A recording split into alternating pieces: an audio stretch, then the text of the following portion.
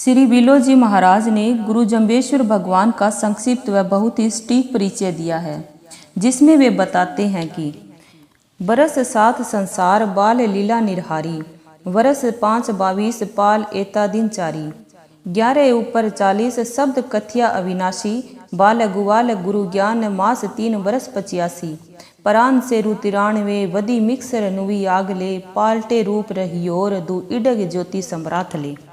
अर्थात गुरु जम्बेश्वर जी ने 7 वर्ष तक अलौकिक बाल लीला की और 7 वर्ष की अवस्था में मौन भंग करके संवत 1515 भादवा की अष्टमी के दिन ही प्रथम शब्द अपने मुख से बोला।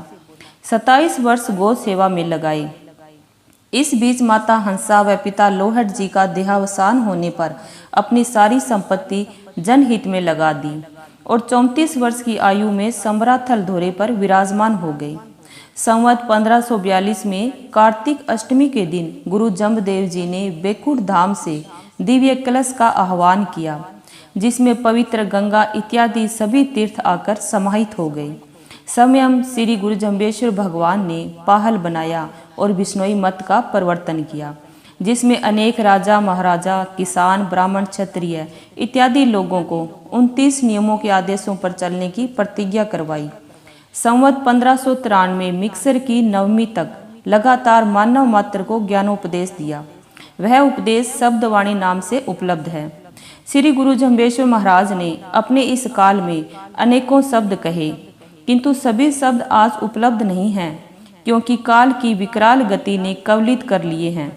प्राचीन परंपरा में वेदों से लेकर संत युग तक ज्ञान के उपदेशों को कंठस्थ यानी कि याद रखने की परंपरा थी और कंठस्थ परंपरा के बाद पांडुलिपि में लिखा जाने लगा, जिसमें 120 शब्द उपलब्ध है।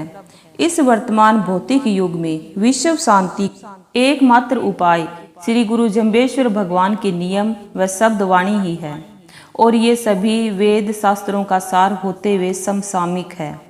श्री गुरु महाराज जी का उपदेश आज से 5 शताब्दी पहले उपयोगी था, वैसा ही आज वर्तमान समय भी उपयोगी सिद्ध हो रहा है। शब्दवाणी ठेठ मरु भाषा में है, क्योंकि जनसाधारण को सन्मार्ग लाने के लिए शब्दवाणी का सर्जन हुआ है और अभी तक शब्दवाणी की अनेकों बार व्याख्या की गई है, अनेक टीकाएं लिखी गई है, जो कि हमारे संत व भक्तगण ये शोभनीय कार्य कर रहे हैं और भक्ति के मार्ग पर हमें आगे बढ़ने की प्रेरणा दे रही हैं।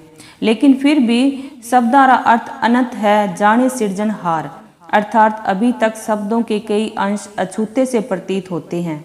जब तक भक्तगण पाठक को विषय का वास्तविक अर्थ हृदयगम नहीं हो पाता, तब तक संतुष्टि नहीं हो पाती।